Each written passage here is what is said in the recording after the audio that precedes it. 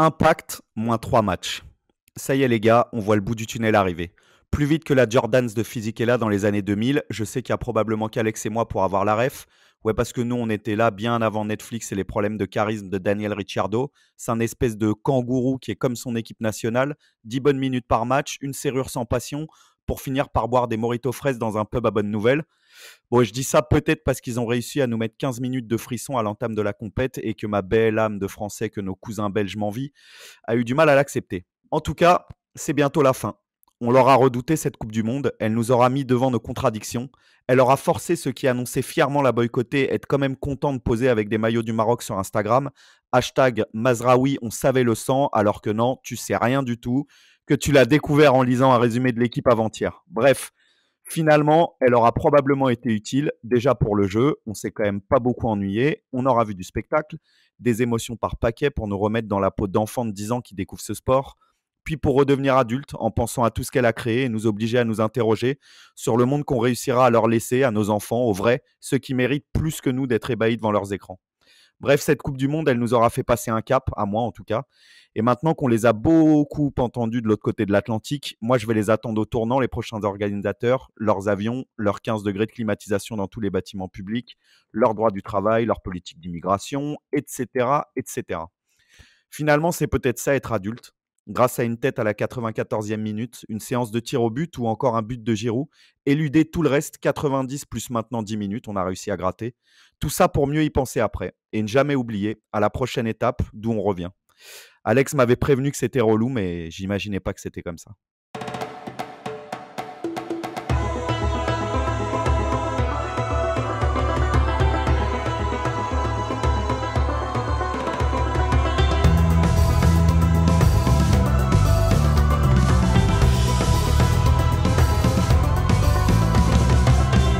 Bonjour à toutes et à tous, vous l'aurez compris, je viens de l'annoncer, la fin est proche, mais nous sommes encore là et je suis aujourd'hui très bien entouré. Je suis avec le GOAT. Comment ça va, Val? Écoute, ça va très bien, je reviens d'un petit week-end, un petit peu alcoolisé, dans la diagonale du vide française. J'ai pas trop suivi ce qui s'était passé footballistiquement, donc je compte sur vous pour que vous me racontiez un petit peu tout ça, pendant l'émission. Bah écoute, ça tombe bien parce qu'avec Alex, on a vu le dernier match de cette Coupe du Monde tous les deux. Je te jure qu'on n'était pas alcoolisés du tout. Et c'est d'ailleurs pour ça que je ne me souviens de rien. Du coup, Alex, peux-tu me rappeler ce qui s'est passé et me dire comment tu vas? Non, bah ça va, mais tu sais, c'est la vieillesse, c'est pas du tout l'alcool qui t'a fait tout oublier, mon vieux. Je sais bien puisqu'on n'a rien bu. Bon, ça te tient un peu dimanche matin, mais pareil, c'est la vieillesse, c'est la vieillesse. C'est normal et on s'en excuse, ça n'arrive qu'une fois tous les 4 ans. Les gars, juste rapidement comme ça, c'est quoi le quart de finale qui vous aura fait le plus vibrer, Alex, là, avant qu'on passe au demi? Bah, je me tâte avec le Argentine-Pays-Bas, mais franchement, le France-Angleterre, je crois que c'est Tony Kroos qui a dit que c'était peut-être le plus beau match du mondial. Et c'est vrai que dans la dramaturgie, l'intensité, les occasions qu'on a concédées, le stress que ça a engendré, c'était quand même en plus la France, donc une grosse émotion. Et toi, Val?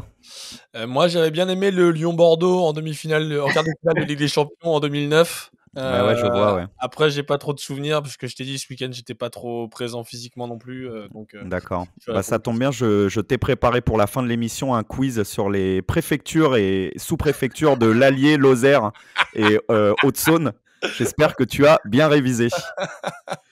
Les gars, je vous propose qu'on passe à la suite. Val, de quoi est-ce que tu veux nous parler aujourd'hui?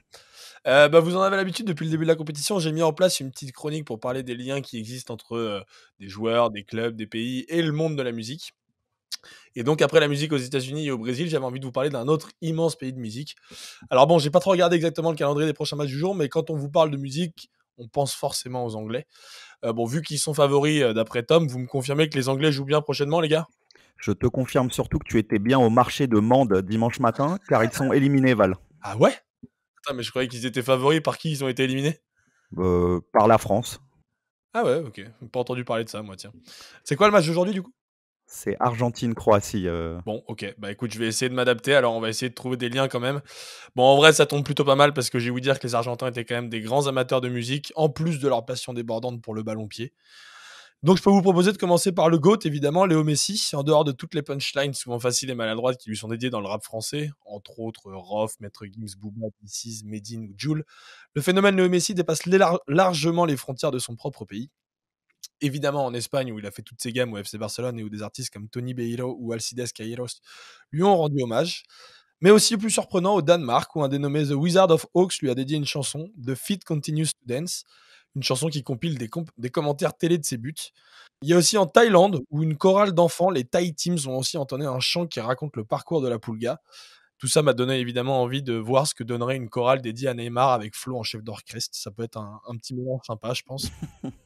Après le GOAT, je peux aussi vous parler du SOAT, le second of all time, Diego Maradona évidemment.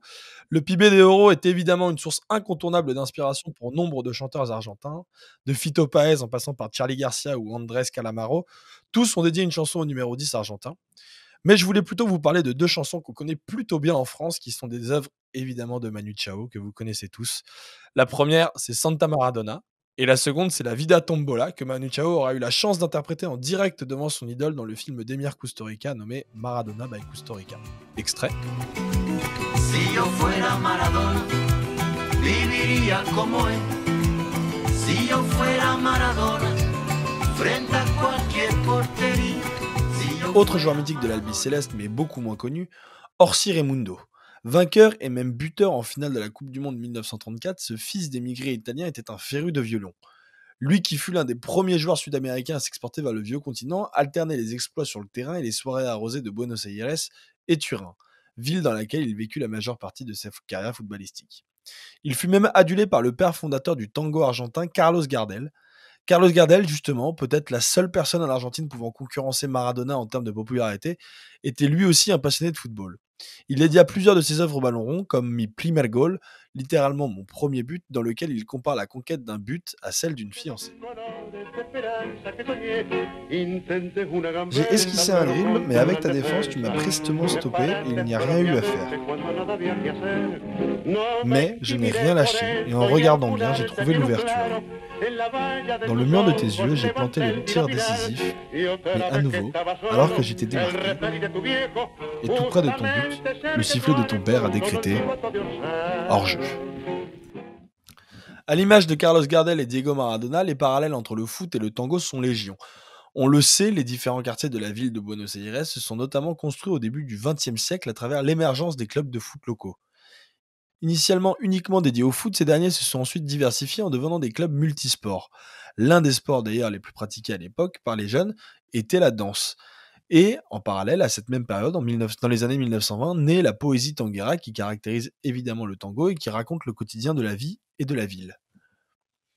Le football est donc évidemment un sujet de prédilection de ce style musical, d'autant plus qu'il va tout particulièrement toucher les classes sociales les plus populaires, et donc les quartiers populaires saturés de la ville.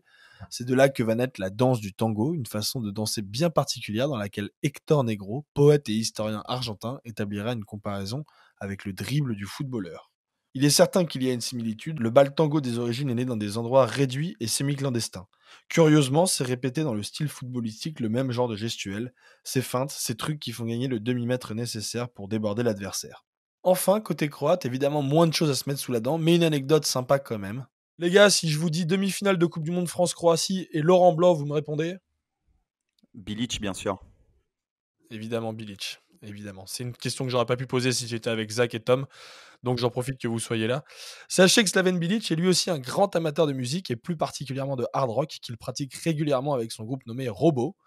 Et à l'Euro 2008, l'un des titres de son groupe a même servi d'hymne non officiel à l'équipe de Croatie. Luka Modric était déjà là, mais les Croates s'étaient inclinés en quart de finale. Et c'est donc finalement pas mal que Zlatko Dalic ne nous ait pas proposé un chant bizarre à son tour. Très bien. Eh bien, écoute, merci Val pour cette belle chronique qui m'aura redonné envie de chanter Ohé, ohé, ohé, Diego, Diego, ohé, ohé, ohé, Diego, Diego, comme dans le film. Je les ai pas toutes citées, mais il y en a beaucoup quand même, ouais, t'as raison. Non, mais bon, tu vois, j'ai gardé celle que je préfère. Et quitte à ce qu'on soit en Argentine, je vous propose qu'on passe à la chronique de notre cher Alex, car il me semble que toi aussi, tu veux nous parler d'Argentine et de leur côté mauvais garçon. Ouais, bah, c'est dire comme ce pays est inspirant. Je vais pas vous faire une chronique de 3 heures, mais j'ai juste envie de défendre les Argentins après les réactions que j'ai lues ces derniers jours suite à leur qualif contre les Pays-Bas. En fait, il y a un truc qui me gêne profondément dans tout ce qu'il aurait reproché. Alors, pour rappel, la célébration narquoise après les tirs au but, l'attitude de Messi qui aurait insulté le double buteur des Pays-Bas, le ballon dégagé par Paredes, etc. Vous vous souvenez tous de tout ce qui s'est passé. C'est en fait la volonté latente d'universaliser le football. Je pourrais prendre point par point ce qu'il aurait reproché et donner des arguments pour les défendre, mais dans le fond, c'est pas ça qui me gêne. Moi, je veux plutôt savoir au fond, c'est quoi votre problème à vouloir tout rendre lisse et sans saveur? C'est quoi cette volonté de tout aseptiser, que tout le monde soit gentil, tout le monde soit souriant et se fasse des câlins? On veut la bagarre! Ah oui, ça vous paraît paradoxal en plus que je dise ça, moi, mais j'ai aucun problème à voir une équipe jouer avec les règles, en fait. Je me suis plaint de l'équipe de France en 2018 parce que j'étais frustré de voir autant de talents proposés si peu. Mais l'Argentine, c'est pas ça. Déjà, la somme de talents dans l'équipe, elle est pas équivalente à ce qu'on avait sur le terrain à l'époque. Et surtout, on le répète tous les jours, le foot, c'est comme la vie. Chacun son particularisme. Chacun sa façon d'aborder une compète ou un match. Il n'y a pas qu'une seule manière de gagner. Et ça sert à rien de tomber dans une forme de caricature. Je suis désolé, l'Argentine, c'est pas l'Atlético de Simeone. L'Argentine, elle propose du jeu. Ça reste du foot de sélection, avec comme mot d'ordre la volonté de mettre Messi dans les meilleures dispositions. Mais cette équipe, elle propose des émotions. Elle est habitée. Messi, il est possédé. L'ambiance au stade, elle est folle et Maradona les protège de là-haut. Qu'est-ce qu'il vous faut de plus comme belle histoire pour ne pas les détester? Alors, je demande pas aux haters de changer d'avis. J'ai bien compris en lisant Twitter que Messi est un connard, que cette équipe est à brûler aux enfers. Le combat est déjà perdu, mais juste un peu de respect pour son style, pour sa façon de vivre le foot, parce que oui, cette Argentine, quoi qu'on en dise, moi, elle me fait rêver. Eh ben, j'avoue, je suis assez d'accord avec toi. Déjà, rien que, si tu veux, le duo Paredes-McAllister, on dirait les nouveaux ennemis des Peaky Blinders dans la saison 8. Du coup, honnêtement, je suis assez d'accord avec toi. Et forcément, si on regardait des matchs qui se ressemblent tous avec des équipes toutes plus lisses que mes chemises, ce serait un peu relou. Val, qu'est-ce que tu en penses de tout ça, toi? Tu as vu le déferlement de haine qui en a suivi, j'imagine, toi aussi? Je t'ai dit, je n'ai rien vu ce week-end. Moi, je t'ai dit, Mais tu veux pas faire semblant juste une fois? Enfin, tu vois pas que tu me ridiculises là depuis tout à l'heure? Non. Réagir à ma chronique si tu veux. Ouais, merci Alex. En vrai, j'ai vu le match et vraiment, le match avait de l'intérêt grâce à Leandro Paredes qui balance des grands tirs dans le banc des remplaçants. C'est quand même ça qu'on aime, quoi. Un peu de bagarre, c'est quand même un peu marrant, quoi. Surtout qu'au final, il se passe rien de particulier, rien de méchant. Il y a un peu d'agressivité, mais voilà, ça restait quand même entre guillemets dans l'esprit du jeu. Ouais, avec sa paire de dieux vides là comme ça quand il regarde fixement un point là, c'est franchement un peu flippant. Les gars, je vous propose qu'on passe à la dernière chronique. Évidemment, c'est annoncé, on l'a vu revenir. Elle est sortie d'un toit brûlant. Elle est toujours dans les Aristochats en train de nourrir ses petits vers la victoire. Et je veux parler bien évidemment de la chatte à Dédé. Et c'est le thème de la chronique de notre ami Thibaut Leplat. Alors, aujourd'hui, mardi 13 décembre, bon Thibaut, on a eu 2 jours de repos, ça va? T'as pu te remettre un peu en jambes là? Bah écoute, ouais, 2 jours consacrés au sport et à la dope provençale. Ah ouais. Tu es en train de spoiler la prochaine vanne sur laquelle Alex va te vanner dans 5 minutes. Tu vas voir. Je laisse les auditeurs découvrir. Tu voulais nous parler du retour de la chatte à Dédé aujourd'hui? Une sorte d'hommage, oui, car il était temps, je crois. Car soyons honnêtes, samedi soir contre l'Angleterre, on n'est pas passé loin de se faire couper la tête. Dans le temps additionnel, quand Harry Kane s'approche du ballon pour frapper le 2e penalty, on s'est tous regardés, sans un mot, on s'est même tenu la main. Sans se le dire, on en avait tous conscience, il n'y en avait qu'une à ce moment-là, pour nous venir en aide. On l'avait déjà vu rôder dans le secteur en 2e mi-temps quand la tête de Maguire à la 69e rebondit à 10 cm du but. Elle avait tendu la truffe aussi quand le ballon de Giroud rebondit sur le malheureux Maguire avant d'aller au fond des filets. La chatte à Dédé était de retour, ce penalty de Kane dans les nuages serait son chef-d'œuvre. Je voulais donc la célébrer comme le retour du printemps et des promesses que le félin nous permet désormais d'entrevoir. Ouais, c'est vrai qu'à part la chatte, en 2e mi-temps, il y avait peu d'indicateurs en faveur des Français pendant ce match. Et pourtant, comme en 2018, à la fin, on gagne. Alors bien sûr, on peut choisir de railler l'animal et son propriétaire, surtout lorsqu'on pense aux invraisemblables circonstances défavorables qui ont entouré la préparation de cette Coupe du Monde. Cadre en perdition, affaire à la Fédé, succession déjà enclenchée, début d'une non-affaire Benzema, etc., etc. Imaginez que cette équipe de France, privée de ses patrons au milieu et de son ballon d'or devant, puisse s'en sortir aussi bien et en jouant même mieux qu'en 2018, c'était carrément de la science-fiction. Dans le langage courant, on dit « c'est la vie, c'est comme ça ». Quand on ne sait pas trop pourquoi les choses nous arrivent, c'est une sorte d'aveu d'impuissance devant les forces du destin. Tout conspire pour qu'on gagne nos pronos à MPP. La nature s'est conjurée pour me faire gagner 10 € sur mon ticket de blackjack. Mais dans nos mythologies, désormais, il y avait le sphinx d'Oedipe, il y aura désormais la chatte à Dédé, l'allégorie du destin qu'on rencontre irrémédiablement au moment même où il semblait nous fuir. Et tout ça me rappelle une chronique un petit peu mal sentie que j'avais moi-même fait en début de mondial. Enfin bref, on peut pas réduire cette équipe à sa chance. Il y a quand même des joueurs exceptionnels, des compétiteurs dans cette équipe. Oui, la chatte à Dédé, ça ne suffit pas pour expliquer la force mentale qui se dégage des équipes de Deschamps. Son Monaco renversait déjà des montagnes à Stamford Bridge en 2003. Sa Juve sortait de l'enfer en 2007. Cette équipe de France revenue de l'au-delà en chantant en 2016, 2018 et maintenant 2022. Il y a quelque chose de commun entre tous ces groupes, une sorte de foi enfantine mais tenace en sa bonne étoile. Et ça fait des années, moi, que je suis dur avec Deschamps et que je peine à apprécier ses plans de jeu minimalistes, sa communication incompréhensible, son omniprésence dans toutes les affaires louches du football des années 90, l'absence d'exemplarité de ce football qui n'inspire personne. Mais aujourd'hui, je dois bien reconnaître qu'il donne matière à penser sur un point très précis. Il a compris de manière empirique, c'est-à-dire sans spéculation, sans théorie, que la compétition était d'une nature très différente de tout le reste du football. Il a compris que c'est la contingence qui l'a définie. Rien n'est jamais sûr dans un match de Coupe du Monde, encore moins les hommes. Eh bien, il aura fallu attendre 2022 et une quinzaine d'émissions sur 11e art pour enfin entendre Thibaut Leplat parler en bien de Didier Deschamps. Ce serait dommage de perdre en demi-finale maintenant. Et ton détail, c'est quoi, Thibaut? Le détail, ce sont les mots qu'a prononcé Arsène Wenger sur Bein quelques minutes après ce quart de finale. Le défenseur du jeu, l'amateur de passes courtes, de jeux collectifs, l'anti-Deschamps en quelque sorte, témoignait lui-même à demi-mot de son admiration. Il confirmait qu'une Coupe du Monde était une compétition d'une nature autre.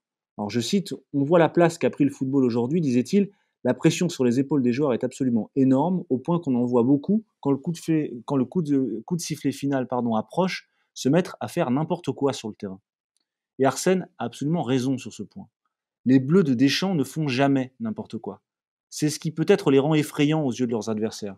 Leur calme dans la tempête est terrifiant pour les concurrents. Et c'est plus fort même. Sur ce point, je crois que Deschamps ressemble un peu à Napoléon à Austerlitz, qui profite du brouillard pour surprendre les troupes impériales. Au moment où tous ont les cerveaux qui explosent, Deschamps a appris à ses joueurs à garder leur calme et surtout, et c'est là je crois où il est le plus fort, à simplifier le football. Il faut être fort dans les deux surfaces. Voilà, c'est un précepte simple. On connaît l'adage répété en chœur par tous les joueurs. C'est simple comme un Ave Maria ou un centre au premier poteau sur la tête de Giroud. Eh ben écoute, j'espère en tout cas que la chatte à Dédé sera plus fort que le chat noir Thibaut Leplat. J'espère que tu ne porteras pas la poisse et on espère que tu pourras nous reparler de la chatte à Dédé. On est toujours le chat noir de quelqu'un, cher ami. C'est vrai. Donc on verra C'est bien. vrai. Bah, j'espère que tu ne seras pas celui de Dédé. Et comme ça, on pourra continuer notre beau mondial. Merci Thibaut et on se retrouve demain pour une nouvelle chronique. Ouais, ça marche. Allez, ciao. Et à plus les gars. Ciao. Eh ben merci beaucoup. J'ai une petite pointe de nostalgie en l'écoutant. Évidemment, on a eu la chance d'être avec Thibaut. Alex, tu voulais réagir sur cette petite chronique? Ouais, non, pas sur la chronique, mais plutôt sur l'intervenant qui, lui, est un vrai bad boy parce que sachez qu'avec Valentin, dans un petit groupe qu'on a créé, il nous raconte ses week-ends à manger de la dope provençale à la joue de bœuf. Et attention, il est J'avais vénère. oublié ça. Ah T'as là encore des là. trucs que j'avais oubliés dans mon week-end, mais c'est En- top, putain. Encore quelqu'un qui a traîné en Haute-Loire avec Val. Je lui ai quand même répondu, t'as raison, sous-côté la joue de bœuf. Ah, c'est hyper sous-coté. Je te la conseille en carbonade aussi. Tu partageras ça devant la finale avec un Belge et on verra sa réaction.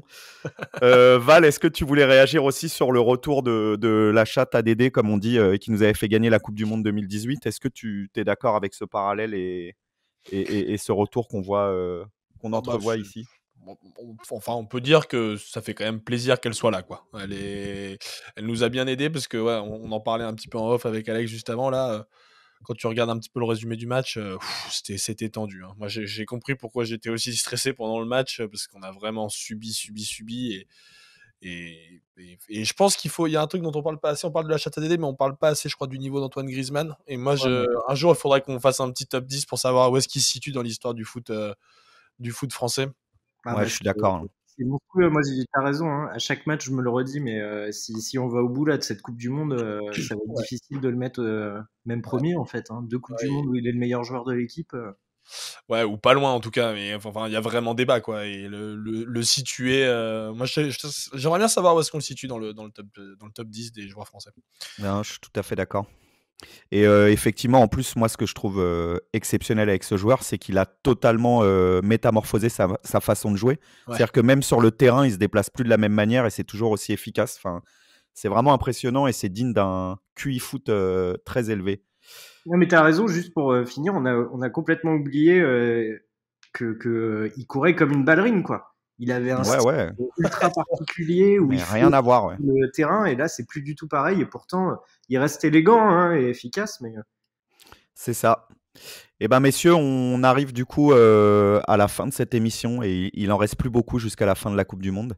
Donc, je vous remercie encore une fois de m'avoir accompagné pour cet épisode et je remercie évidemment Thomas Pesquet pour son incroyable tweet où il récupère le ballon d'Harry Kane depuis sa fusée.